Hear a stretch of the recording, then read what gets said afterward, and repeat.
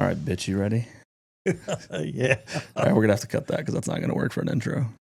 That'd be an awesome intro. Maybe we'll leave it. We'll see. Okay. Well, how you feeling? Okay. Are you? Yeah, I'm just fine. How's your day? It was busy. What'd you do today? Did a lot of VA stuff. Corrected a lot of problems with a Texas Veterans Commission document. Yeah. Yeah. Or were you struggling to work the mouse like usual?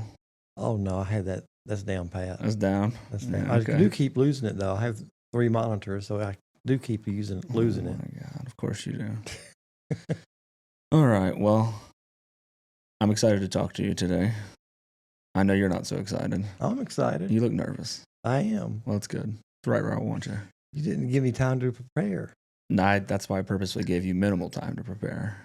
Oh, great. Was also to, kind of cut the worry down. Oh, because I know how you are. Yeah, you do. You're dramatic, so I had to give you less time, less time to be nervous and panicky about it. Thanks. So, well, I got you here today because I think you have an interesting story to tell. I think we all do. I think it's just if the person asking the question can ask the right questions, we all have something worth saying. Mm-hmm. So we're going to talk a little bit about you and your life and kind of your perspective as you've grown older and key things about like college and what you chose to do as a profession, from teaching to counseling to what you're doing now. And then we're going to segment into kind of just some collective life views, some mental health topics as we've talked about before, and things of that nature. So all right. Nothing you don't know anything about. It's literally all about you. I didn't have to study, did I? You didn't. I think you're going to pass this test. Oh, good. All right. It's literally about you. So. Oh, okay. As long as your brain's still working, I think you'll be okay. I think I'm still kicking. Barely, but we'll take you for a ride and see how you do. Getting better. You're doing something. All right. Well, we'll just dive into it then. What initially drew you to teaching, and how did those experiences shape your approach and wanting to help others? I've always wanted to teach. Even when I was in 6th, 7th grade, I knew I wanted to teach. Mm-hmm. I didn't want to do anything else. I have a love for history.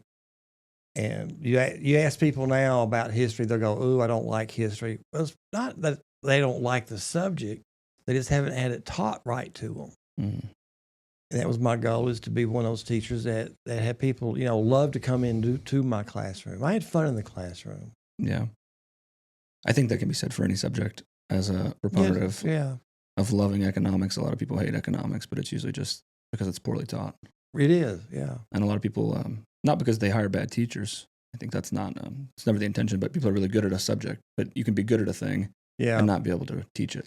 I had a college professor, an education professor, tell us once. He said, you really look at your instructor, your professors, like history or English. He said, they're not really teachers. They're just researchers. And all that they do is just what they're doing in their lecture is just their research. Yeah. They're not actually teaching you a concept. Yeah. So my goal was to find the concept and teach it. Yeah. And like I said there, I think it's just that you can be really good at practicing economics or English or math, but it's a different skill to be able to teach it. Right. And a lot of people don't necessarily have that. But the only part you didn't really answer there for me that I want to come back to is how did that experience shape your approach and to wanting to help others? So you said you always wanted to teach. What kind of made you want to teach? Just the idea, the love of the subject for one thing, and I always had the love of teaching, showing someone something new. I love when you do teach, what we call it the aha moment, is to see that aha moment in kids.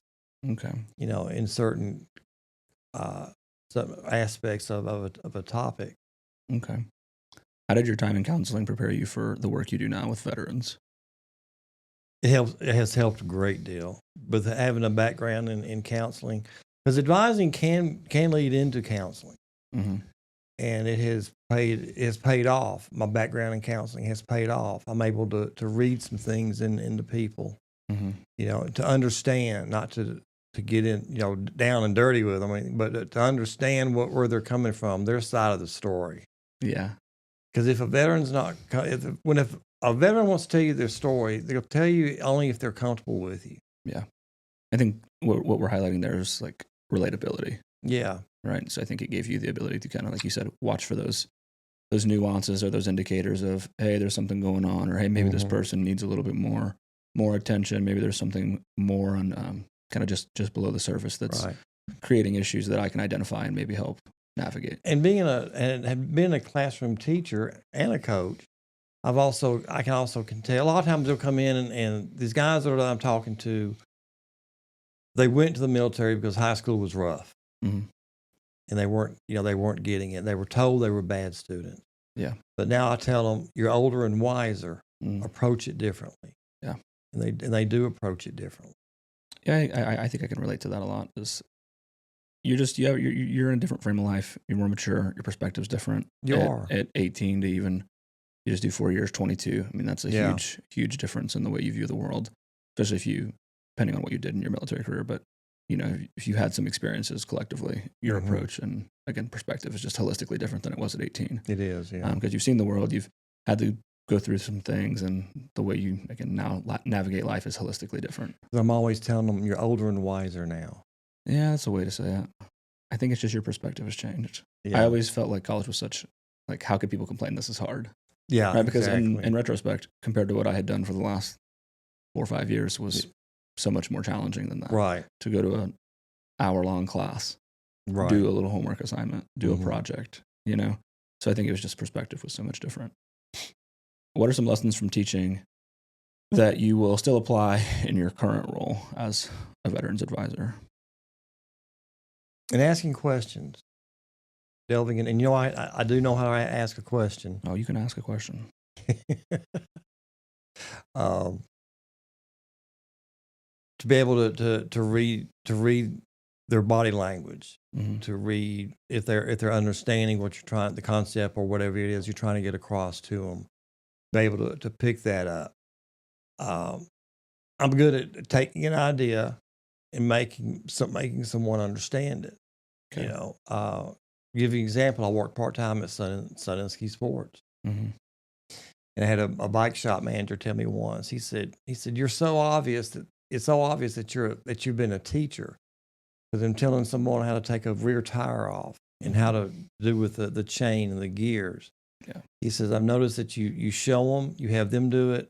He goes, and then you tell them to take it apart and do it again. He says, you actually teach them, instead of showing them. I said, well, it's my nature. Yeah. I heard a really good mentoring quote that's very similar to that. I'll probably slightly butcher it, but it says, so you do, or I do, you watch, you do, I help, you do, I watch. Right. So it's meaning like you watch me do it, then I help you do it, and then you do it yourself. Yeah. Right. So that way you could progressively learn and understand how to do the task that you're wanting to do. And I think that's kind of what you're implying there as a teacher, is that's kind of the basic philosophy of teaching is I'm going to do it, you're going to watch it, and then I'm going to help you do it, so where you fall and where you forget the next step, and then I'm going to watch you do it alone. Right. So I think that's good. How has your perspective on education and personal growth evolved over the years since you've spent collectively, the better half of 30 years in and out of education? About 40 years. Show your age a little more. It's okay. I know. 40 years, I get a badge for that. No, it's a little pin. There you go. Yeah, exactly. If that. It changes with the way I've changed my career. I started out teaching and coaching in the junior high level. Then I moved to counseling, and I left teaching still loving it. And then I went into counseling. I found out I'm still teaching. From the high. Then I moved to the high school level. Once I retired from the ISDs, I thought, well, I'll try higher ed. Well, it's the same concept, even in higher ed. Yeah. Of understanding, listening is the key component. Yeah. That's where knowing your audience, so to speak, your age group. Yeah. An example, I had a kid, he was in a junior high level, and he was a tall kid. He was about 6'2" at 13 with a 13 size shoe. And a kid threw something at him. So he goes instead of there was a table in front of him. Instead of going around the table, he went across the table. And this teacher came up to me. She was all bent out of shape. She said, he needs to act his age. And I looked at her and I went, he is acting his age. So I called the kid over and I said, I need you to act your size and not your age. Mm-hmm. He goes, oh, yeah, I shouldn't have gone across the table, should I? I said, yeah, you got that right.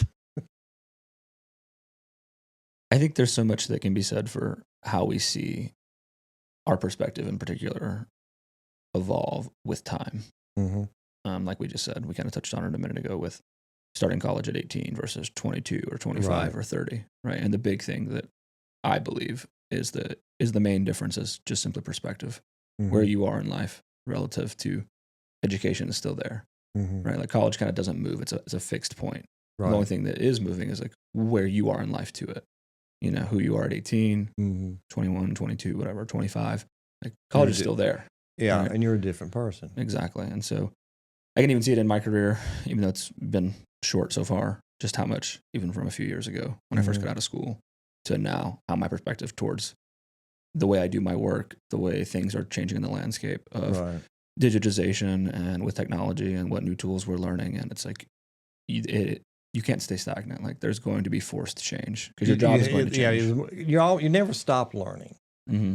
And we had I had a conversation with some students the other day, and I said, to me, in my perspective, research has gotten easier because of Google, because of the internet, because of the information is widely. I said, you're not going to the library, going through 10, 20 books to find that one sentence to prove your hypotheses.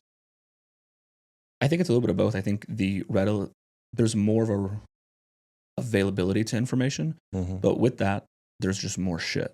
Yeah. Right. So now maybe it's, you can have if you know a topic or a category of something you want to start researching on, your ability to gain information quickly is faster. It is. But now you have to sift through more shit. It's to where versus like, if I know there's only 2 books in the library over this topic, I only have 2 sources of information to balance. Yeah. Versus, I can get on Google and I can get 80,000 hits for something. Right. But how much of it is junk versus actually relative to the truth and factual and based in something? Correct. Yeah. So, are you sure you weren't talking to me about that? Because you asked me some shit the other day that you could have just Googled. Yeah. Yeah, it's crazy how that happened. And like I told you on the end of our conversation, that I'm quick to use Siri or Google it. But that day I figured, why not ask and talk to you? Oh, lovely. I love that for me. In what ways do you see similarities between helping students and counseling veterans? You kind of briefly touched on it, but maybe give a couple other examples of that. Veterans are more open to what you have to say. Okay. And has more open to way you want to guide them. I call the non-veteran students, I refer to them as Gen Pop. And I have a couple of Gen Pops that come in to see me, and you got to look at their attitudes. For, like I said, what we said before, being an 18-year-old versus dealing with a 22-year-old. You know, the older student, the veteran, they've been through life. They've experienced life. They know that what they did in high school when they were 18, 17, got them nowhere. Yeah. And so they have a different perspective, and they crave, they want to do well. I've never had anybody just not want to do it at all. I take it back. I've had some that have gone to school just for the money, but the VA has changed that. Yeah, and so I think what we talked about there, what you just highlighted, were some differences. I guess what I'm looking for is to see what things you think are the same to helping students and then counseling veterans. Like what aspects of that are the same? Like what things did you use as a teacher or a counselor that you now find yourself using to guide veterans? Oh, the main thing I've noticed, this the first year that I've been working with veterans for 7 years, and I was the veteran backup. And the one that was the lead advisor for veterans, she was an elementary teacher. I was a junior high teacher. And we had a student would come in, and then through his PTSD and his learning problems and his learning disabilities, we were able to sit him down and give him strategies of how to deal with reading. Reading a textbook or doing that, and how to get him to the point where he was using tutoring. That's been the same as a classroom teacher. Okay.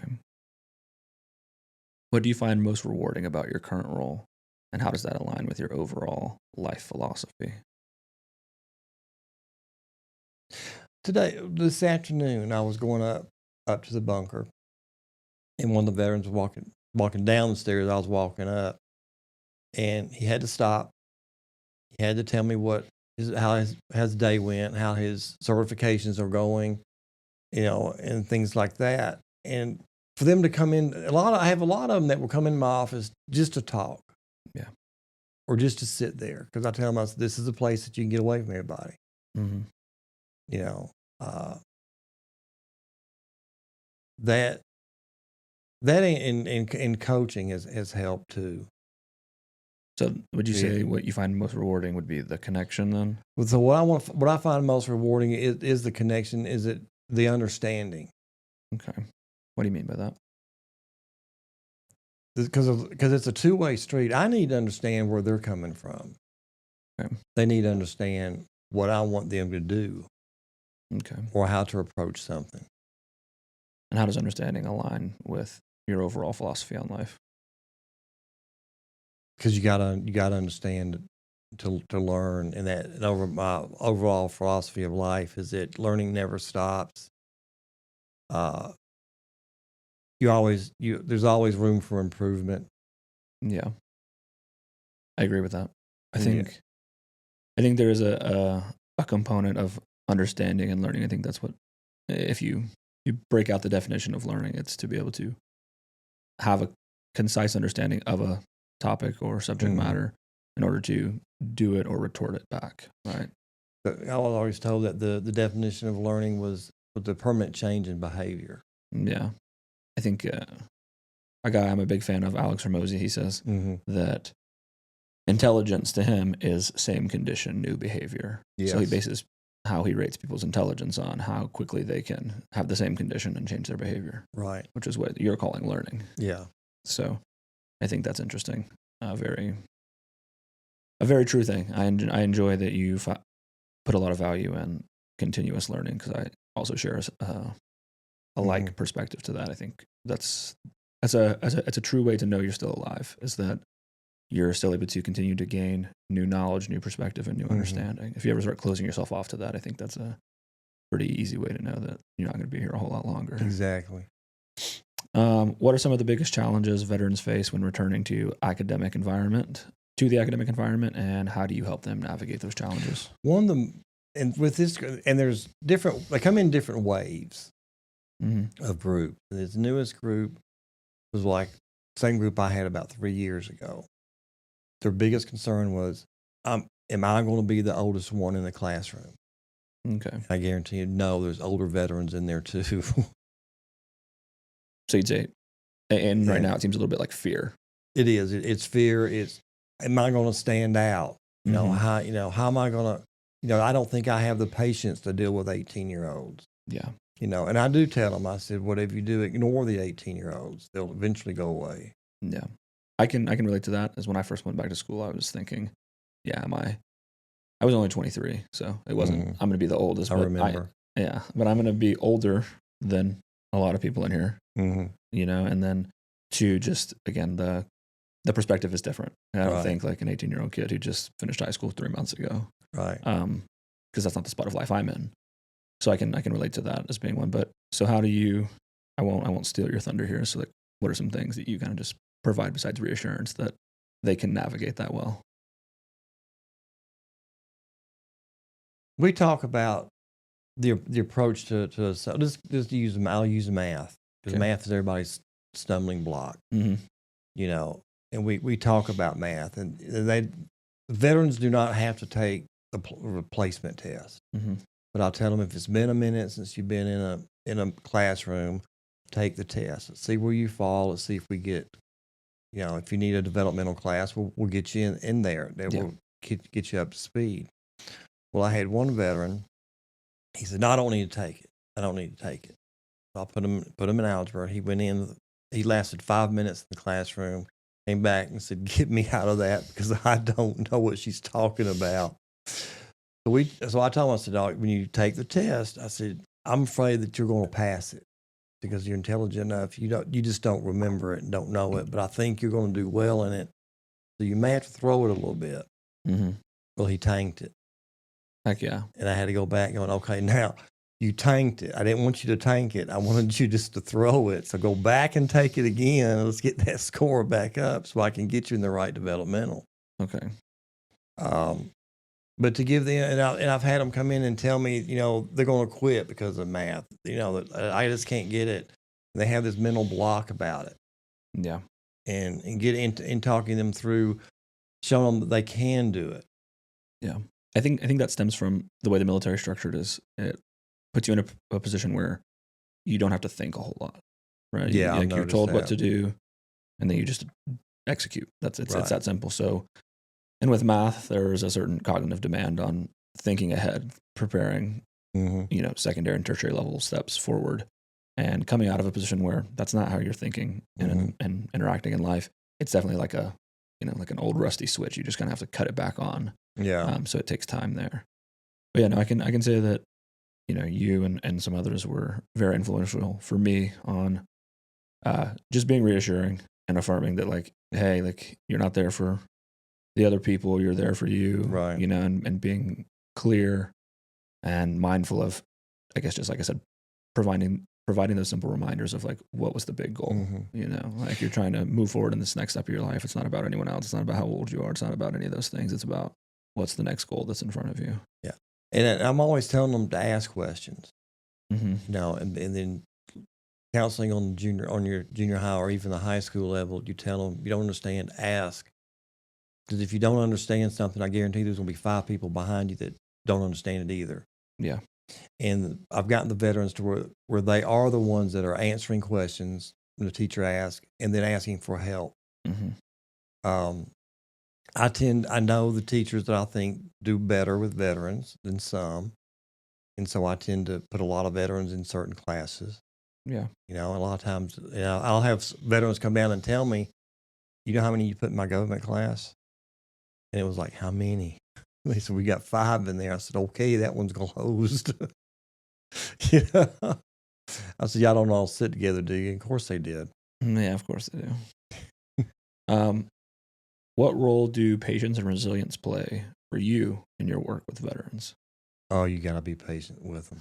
We're a little bit hard-headed.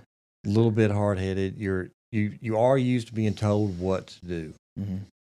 And when I finally realized that I knew that concept of him is because I was with a veteran trying to get him to do something. He wouldn't do it. Finally, I looked at him and I said, well, by damn, this is what you're going to do. Mm-hmm. And he looked at me. He said, I've got 2 questions for you. He said, you were either, a coach or a drill sergeant. I said, I was a coach. He goes, that figures. Now, what do I have to do? Yeah, I mean, there's, I think a big component of it for us, like you said earlier, was trust. And so we have to be able to trust you. And we'll usually do kind of whatever you say if we can trust you, but that trust is a tough one to gain over. Yeah. So I think that's a huge component from the patient's side. But yeah, we're always willing to listen. But that's pretty well said there. Okay. How do you encourage veterans to embrace personal growth, even when it feels uncomfortable? Tell them to be patient and to figure out where they want to be, where they want to go,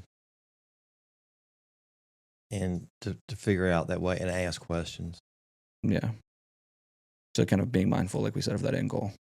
Like, hey, not to get too wrapped up in where you are now, but where you want to be later.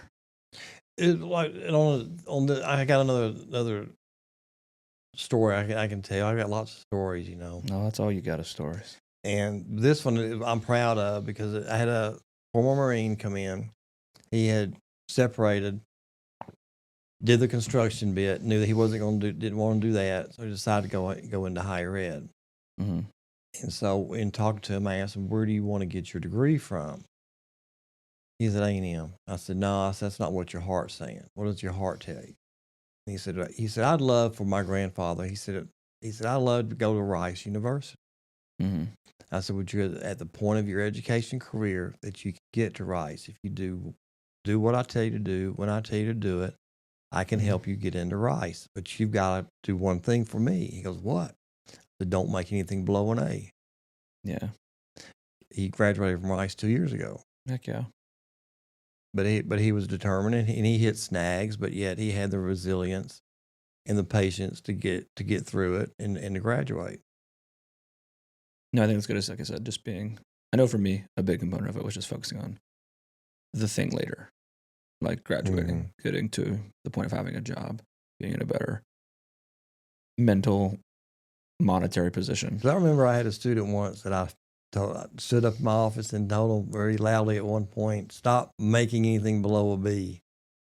Mm-hmm. But he graduated from U of H in supply chain. Yeah, it's crazy. Sounds like a crazy. cool guy. Yeah. I think a big thing there, something I've been, is now I'm oh God, what would you even call that? A mentor. God, that feels weird to say. But I mentor undergrad students at U of H now. Mm-hmm. And the last lecture I was giving, I talked about how that you are the most important thing. And kind of what made me think of that is when you said that it's like, oh, I want to go to A&M, but you're like, no, it's not what you really want to do. And I think people get caught up in putting too much weight in the university or the certificate or the brand. And it's like, you're the thing that's valuable. Right. Right. And people are like, oh, well, Harvard's a great school. It's like, Harvard is a great school, but they're great because they recruit great people. But is it for you though? But sure, that matters. But I'm saying is like, a lot of people overvalue the thing that doesn't matter, like the university. Mm-hmm. Right. Because if you're great, whether you go to Rice, to Harvard, to a D3 school no one's heard of, you will continue to be great if that's what you continue to pursue. Right. The university may make you a little better, but you were already that before you got there. Right. So the university didn't make you that. You showed up that way. Yeah, I agree. And so I try to get these undergrad students that are so focused on like, oh, well, like what places like to hire from U of H or this and that. And it's like, if you're just good at what you do, it doesn't matter where you went to school. Mm-hmm. If you have if you have the skills, it doesn't matter what you look like or where you're from or what school, like you are the valuable thing. So continue to pour into that. Right. I think you kind of have done this a little bit, but we'll do a little bit of another one for the audience. Can you share a moment when you saw a veteran thrive in the college setting and how that impacted you? I've had a lot of them do that actually, and they've started. I had one that he struggled, but he overcame, and then we'd go to another course and stuff, and it was always something that was holding him back until it was time to take math. Mm-hmm. And he would tell me, he said I put him in summer school during summer session because that way he was in math 4 days a week. Mm-hmm. And a lot of times they do better when it's a shortened semester, but they're still doing the same amount of work. But in summer school, it's 4 days, then the weekend, then no other distractions. Yep. To get him to do that. And he graduated. He was the first in his family to graduate, and he was an older veteran. Mm-hmm. And he worked hard at it. He worked hard at, in his English classes, in his government classes. It's almost like he caught a fever. Yeah.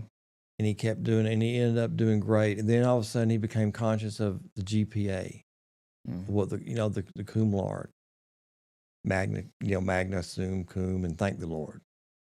And he strived for that, and I believe he graduated cum laude, magna cum, not magna but summa cum. Mm-hmm.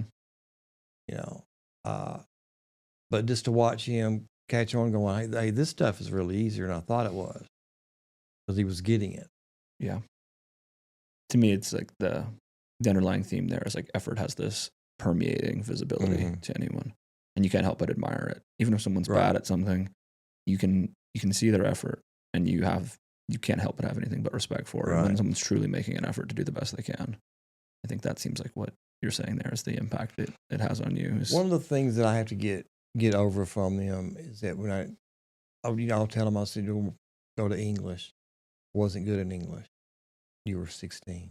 You weren't good at anything. Yeah. To tell them to stop thinking, I said, but look what you've done since then. That has changed. You're still not that 16-year-old student that could not wait until the end of the period. Yeah, I agree. How do you balance offering guidance while allowing someone to find their own path?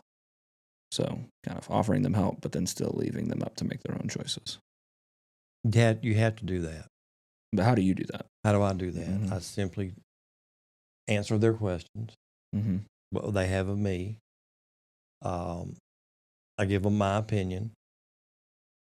I don't tell them what to do. I don't tell them how I would do it. I leave that door open. But I give them enough information where they can make the proper decision. Yeah. If I think they're making the wrong decision, I'm blunt enough to tell them, what do you think you're doing? Yeah. Let's go back and rethink this again.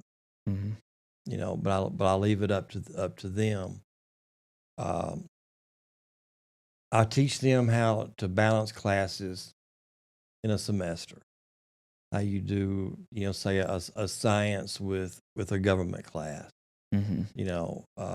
Balance that way instead of taking what I call them. You have your stress classes and you have your non-stress classes. Yeah. To balance that out through their schedules. That way they can see that, and I try to teach them that.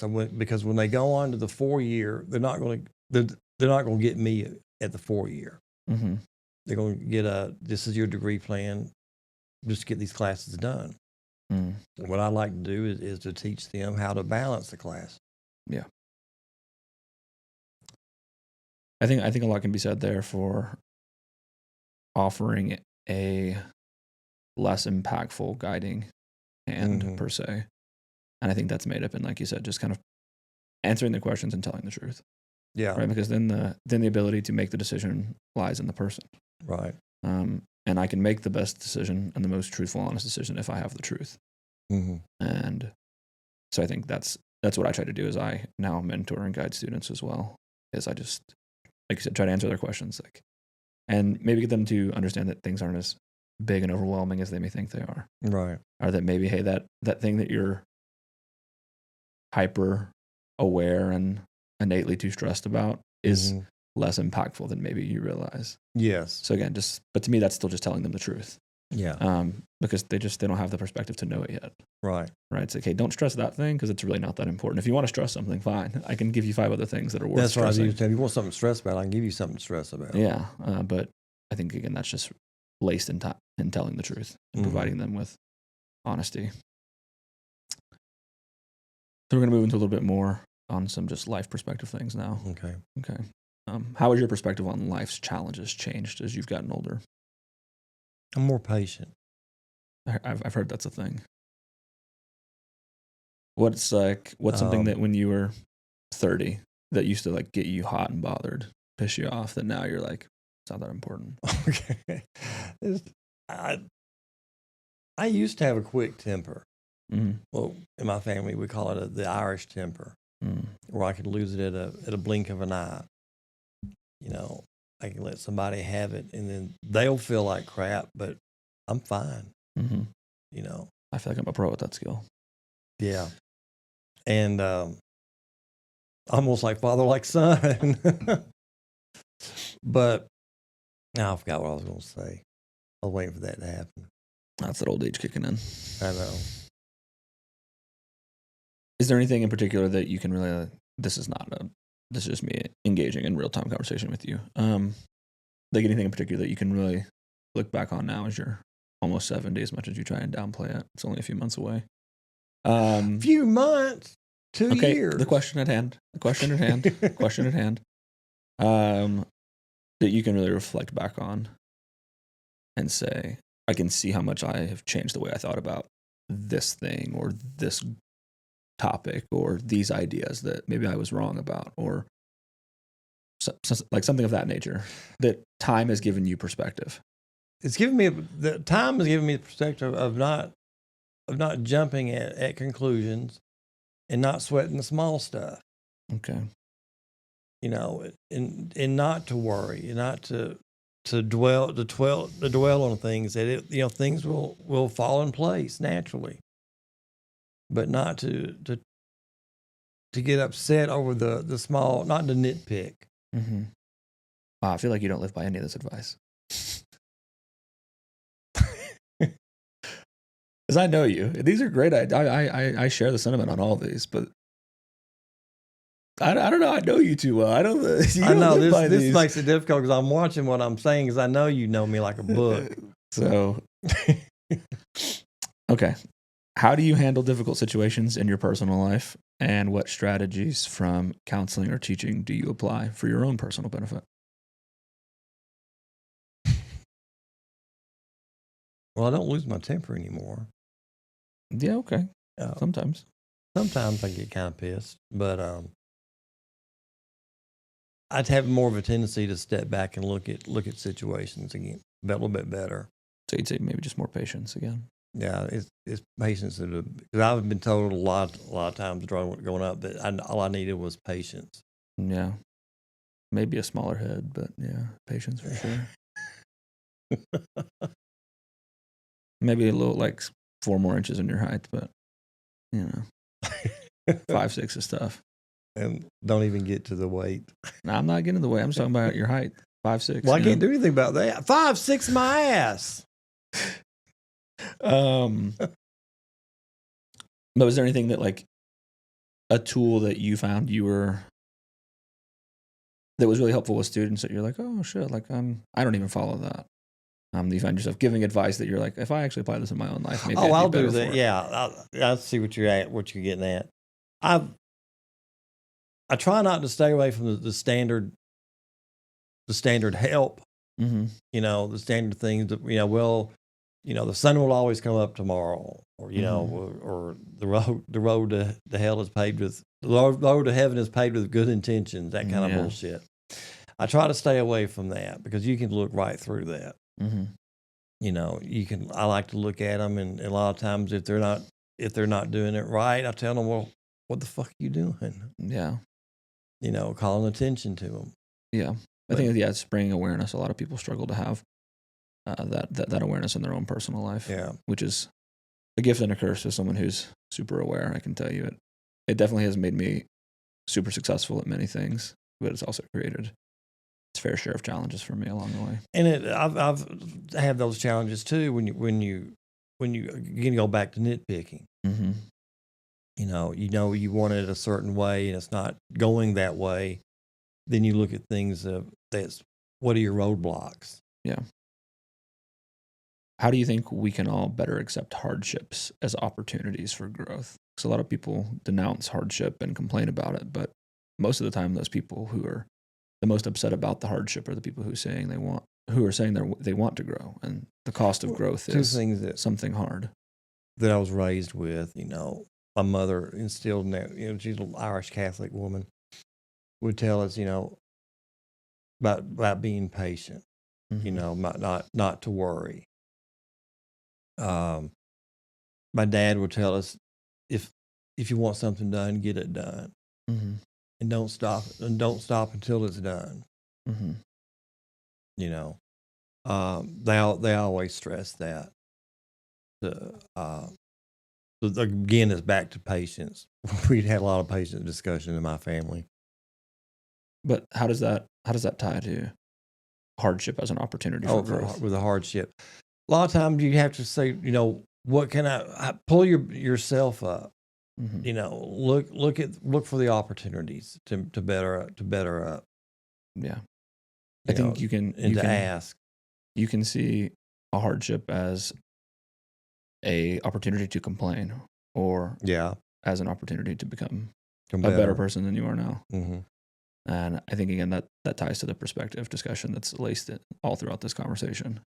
Is that as your perspective evolves, and you there's no amount of money or amount of success or status that removes hardship from coming into your life. No, and you look at overcoming hardships is learning.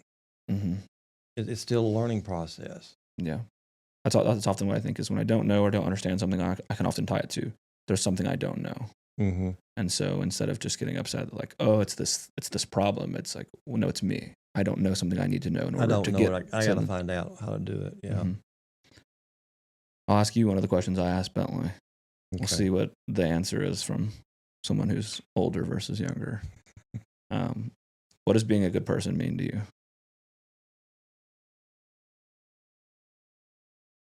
I'm trying to think, how did he answer that? Being a good person. Yeah. What does it mean to be a good person?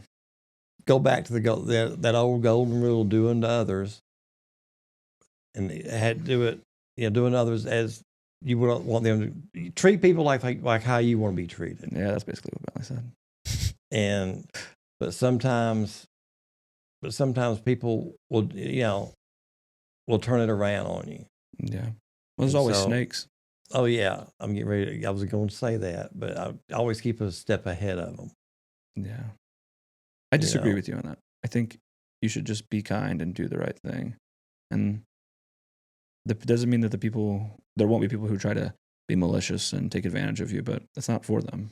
No. Right. And it's not everyone is out to get you. Yeah. And I think you hit the right word, being kind. Mm-hmm.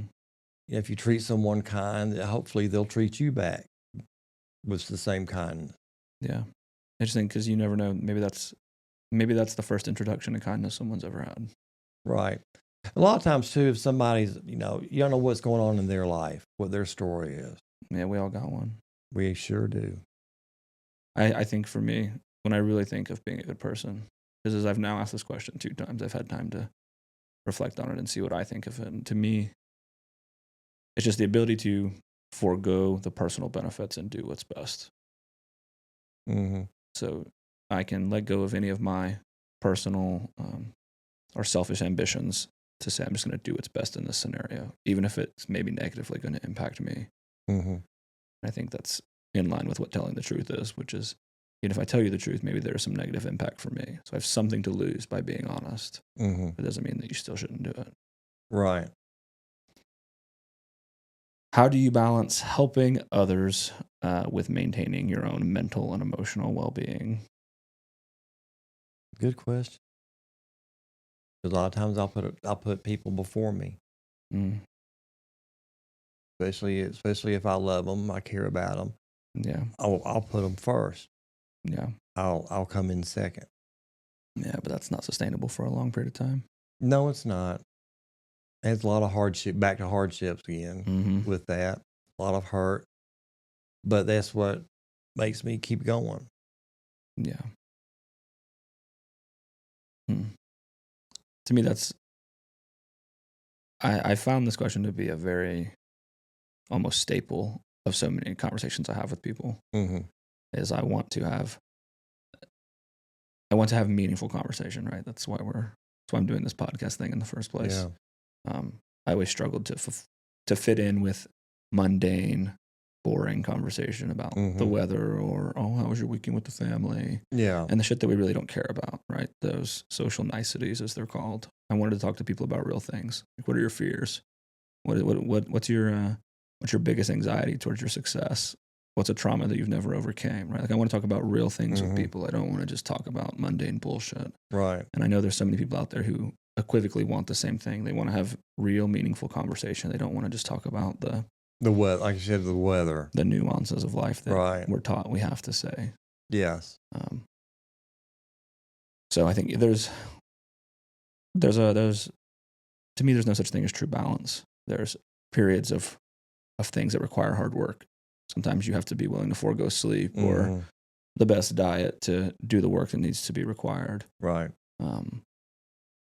And again, just kind of giving yourself that frame of, this isn't forever. This is just for right now. Mm-hmm. So, hey, over this weekend, I got to really study for this final. Or, hey, I have this project that has to be done by X day. So for the next few days, I'm just going to grind that out. And if that causes a lack of sleep or something like that, well, that's the temporary cost to do the thing. Mm-hmm. So I think that, to me, that's what I define as balance. That's like a conversation I had this afternoon with one of my veterans. We were talking. We got on about money, how money runs out. Mm-hmm. He said he and his roommate, they decided to go out to eat. Mm-hmm. He said we had a pool on money. He said I was going through his car looking for change just to get a hamburger. Mm-hmm. I told him, I said, I've been in that situation too. Yeah.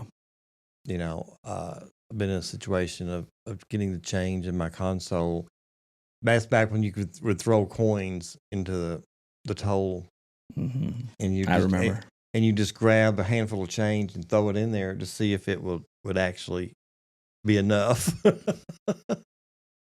And if you put too much in, it will let you in the car behind you in. Hey, there you go. Hope somebody else helps you out later. Yeah. Okay. What advice would you give to someone struggling to find a purpose or direction in their life? Someone who just can't really seem to figure it out, looking kind of aimlessly. How would you try to get them back onto a path of direction for them? It's like the Jimmy Buffett song about the ship without a rudder. Mm-hmm. You know, you got to have a rudder. A lot of times, if they need to sit, soul search of what they truly want. Yeah. And is it what they want? Is it for their personal gain, or is it to care for other people? Yeah. And who are in your life. So really, just kind of helping them navigate what that want or desire is. What they want and desire is where they're focused, where they want to point that ship. Yeah. Jordan Peterson says it well. He says, if you sit down and ask yourself, what do you want? You know, you can actually find an answer to it, but you have to first be willing to ask yourself, what do you want? Right. And I think a lot of people love to bitch. They love to complain. But if you then really ask them, well, what do you want? They almost immediately have no answer. They have no answer. Because so few people actually take time to prioritize or figure out what they want. Right. How do you view the role of mentors or guides in personal and professional growth? So, like, what do you think the role of a mentor or a counselor is, and how does that play a part in professional growth or personal growth? It's to be that outside force to listen to your mentee. You know, get them to explain to you what their end goal is. Mm-hmm. And then to be there as a resource, you know, to direct them, not tell them what to do, because you don't do well if someone tells you what to do. You got to make that plan yourself. I think we had that conversation a few days ago. Yeah, you have to feel confident in your own decisions. You do. So I think this question is also relatable for me, as I'm mentoring students, and I think all the time is like, what do I think makes a good mentor?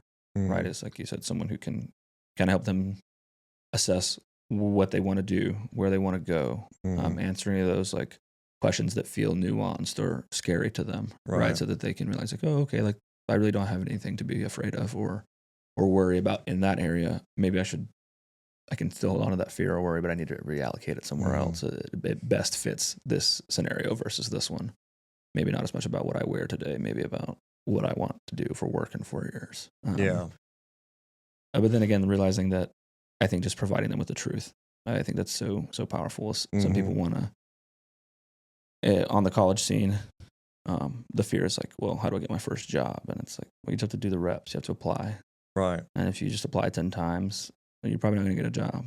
Like the work you need to do of applying is much greater than what you'd assume. Right. Right. And so many people are out there, and how do I get the job? It's like, the question should be, how much work do I need to do to get the job? Because that's usually where you have a misunderstanding. The job's going to come. Like if you have a degree in a field that needs a person to work, it's very easy to be above average and stand out. What gets me is a lot of times, like, I'm not going to get the job. I've already applied for 5 places. No one's called me back, you know, and they whine, and I tell them, you know, stop the whining. Yeah. You know, you gotta put more of an effort through it. Yeah. That's become my favorite phrase is just do the reps. Yeah. And that's what I tell them that I did. To get my first job was almost 100 applications, 100 different companies, let alone applications individually. And then to the place I'm at now was almost double that, almost 200. Wow. And so it's like the idea of, you know, I can do 10 push-ups. It's like, that sounds great till you talk to somebody who can do 100. Right. Right. And that doesn't mean that maybe you didn't really work hard to get to 10. Right. Yeah. Maybe you have, but there's still just so much more of a ceiling and capacity of how much more you could do. Right. To like, wow, I wonder what he had to do to get to 100. It's like, you just had to keep doing them.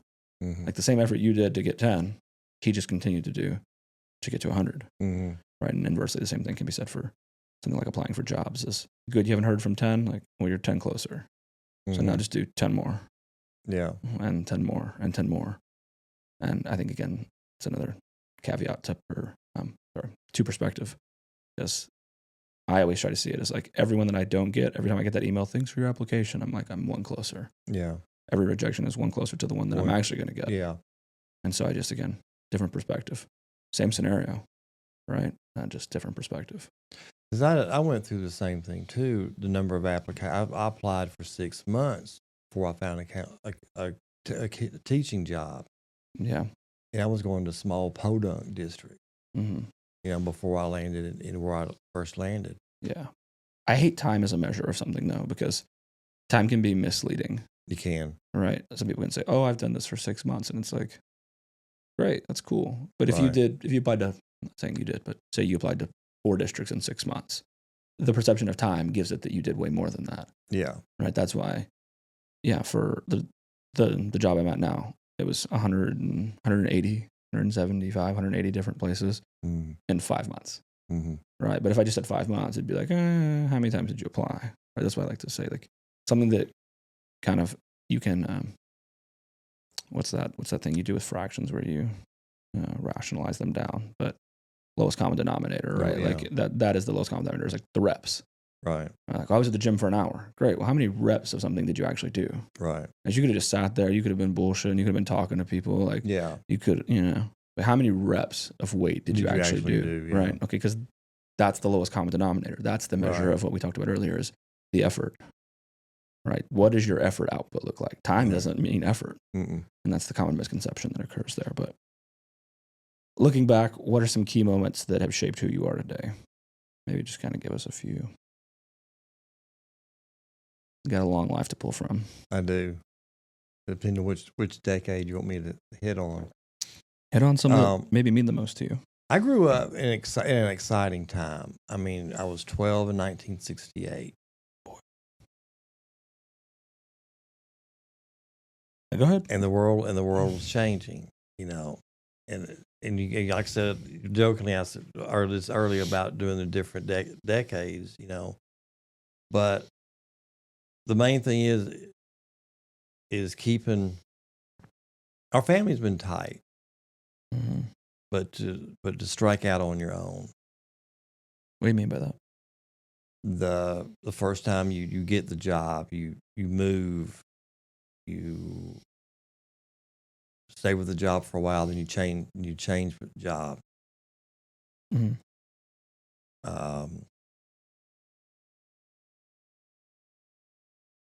Facing hardships and overcoming hardships will shape anybody's life, or disappointments. Yeah. Well, we're all going to always have disappointments in our life, but it's up to you to how you want to turn those. What do you want to turn those into? What are some of those for you? What are some of those hardships? Some of those disappointments. I hate to say it, but money. Because I taught for a living. Yeah, not very, as we talked about before with Blazing, it's not very lucrative. No, it's not. The pay's gotten better, but not much. Not much. That's why I took the coaching job, because it was an extra $500. That threw me over the 10,000 limit. My first job, and to know when you first strike out on your own, how you've got to, and the way I did it, I had to stay at home for a while, because I had to have money to buy clothes, because I was teaching. I had to have not a coat and tie, but just a tie, dress shirt and ties. Yeah. To do that. And so you live at home for a while, then you strike out on your own, and now you're budgeting your own money. And that played a big part in it.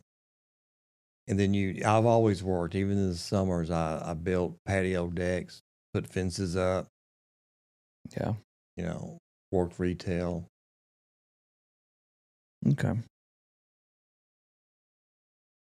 What do you hope to pass down to future generations, particularly regarding resilience and adaptability?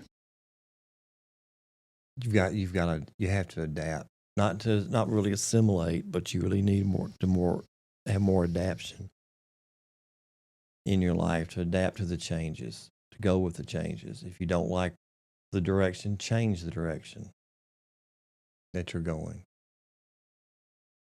Use the resources that are available to you.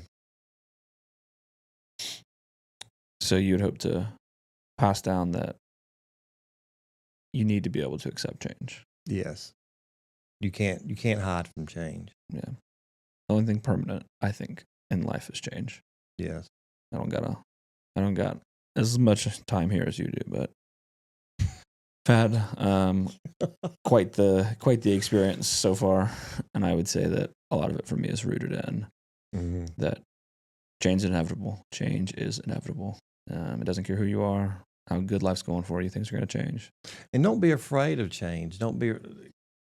Well, with my generation, because we're getting a little older. That's the truth. The fear of technology.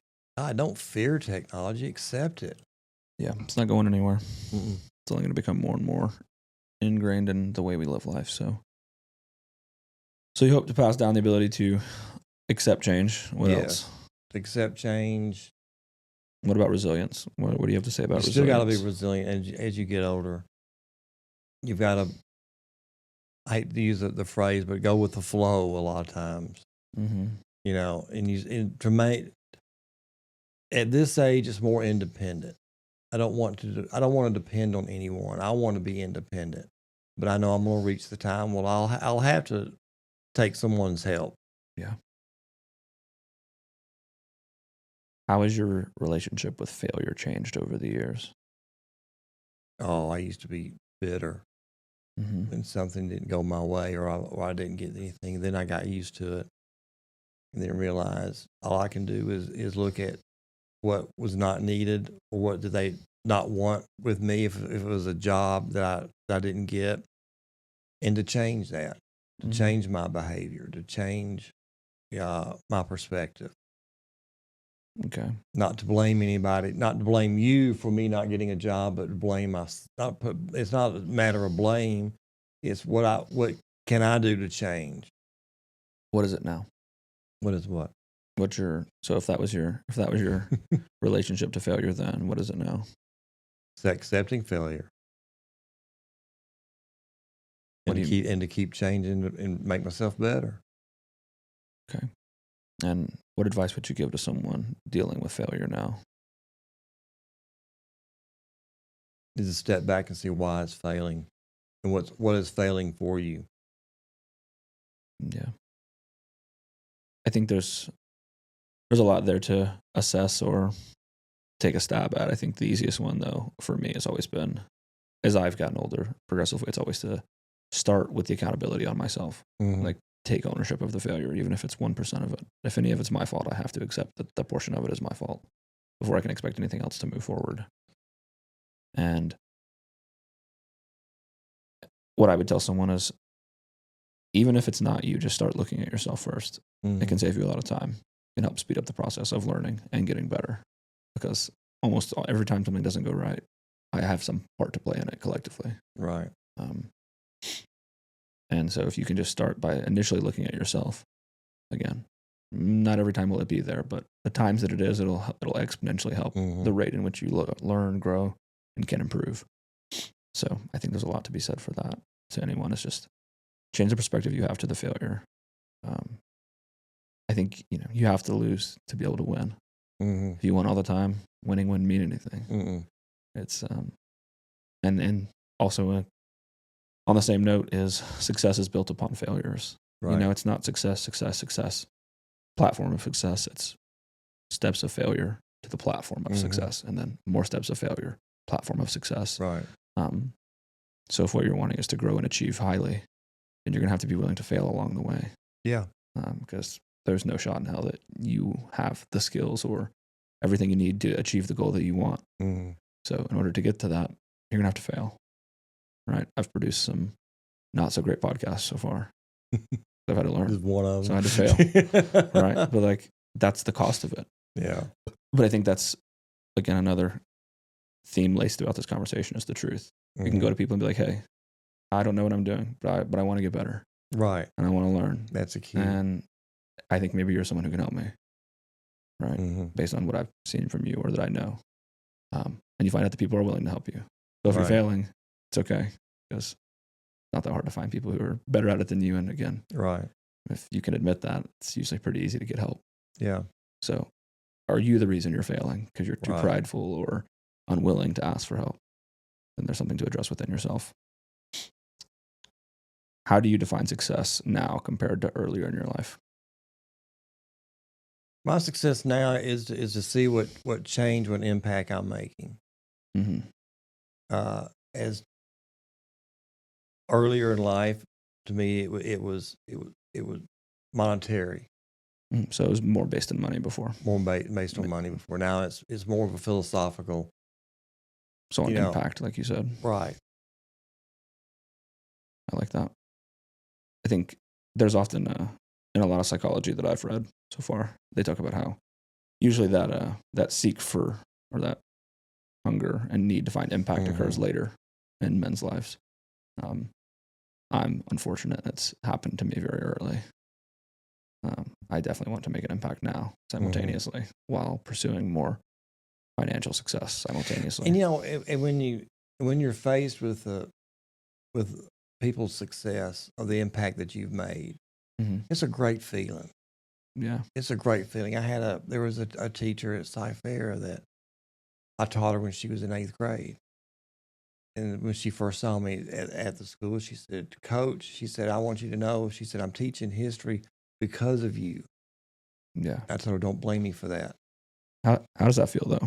I have yet to have something come that full circle for me. Oh, it's one of the greatest feelings. I had another, I found this out through someone else that a student that I had, that she was your typical 8th grade girl, with the trials and tribulations of being 14, that she grew up, became an elementary teacher, and she was the spotlight teacher of the year. And I heard through someone whose sister was in the audience, she was accepting her reward. She said that I was an impact on her, that she wanted to teach history like I did. And she said, because she said all I had to do, she said, was walk over to her and go, how's your day? Yeah. Or she said, I would be upset. She said, but he always knew I was upset. So he would just smile at me. Yeah. Or stand by me while he was, giving instruction. That was a great feeling. Yeah. Then I had the athlete that he introduced me to his family. And, his family, and he told me, he says, Coach, what are you doing now? I told him, I said, I was a counselor. No, really, what are you doing? Then you have those. I like that. Well, we're here towards the end, so I guess it's time to break out my old faithful move, which is, did you prepare a quote for today? Yes, I have 2 of them. All right, well, let's hear them. They're simple. One is from my mother, and is that don't worry. Because worry is a lack in faith and trust in God. Still working on that one. Okay, what's the other one? And the other one is just as simple as Pope Francis. Who am I to judge? Oh, those are truly beautiful, to say the least. Not the Pope. Can't believe you brought a Pope quote to my show, you turd. No, I'm kidding. Who are you to judge? I'm not. I would never. I'm just accepting it. I have a... Well, I could give you a Jimmy Buffett quote. Oh, you're on a roll. Breathe in and breathe out, move on. Any others you want to get out? No, I'm good. Okay. I'm pretty torn today. I'm not going to lie. I have a slew of them packed up. I have Carl Jung quotes in front of me right now. Oh, my God. Yeah, I've been reading a lot of his. Because my minor and my master's in psychology. Oh, really? You've only told me, I think, 100 times. Well, I want to make it 101. Oh, well, you've done it. Success. There's so much here that I love by him. His mind overwhelms me at times. I enjoy reading him. He's so complex, but sometimes so simple. And I think there's an art to that. So, oh man, I'm sorry in real time if you're hearing this. I'm just trying to pick one. There's so many that I like. I'll just pick this one because it really keeps sticking out to me. It says, the word happy would lose its meaning if it were not balanced by sadness. And I think, to me, that simply says that we need balance in our life. Like, not balance, but like, there's an opposite and equal reciprocal for everything in life. For happiness, there's sadness. For love, there's pain. Right? For laughter, there's sorrow. Right? So you're only able to appreciate that thing, like we said earlier with winning. I can only appreciate winning because I've lost. Right. If I don't lose, then winning doesn't mean anything to me. Right. So, well, anything you want to add before we cut out? No, I'm afraid to listen back to it. No, it's going to be a cringy one for sure. But, well, thank you everyone for tuning in, and I hope you enjoy it.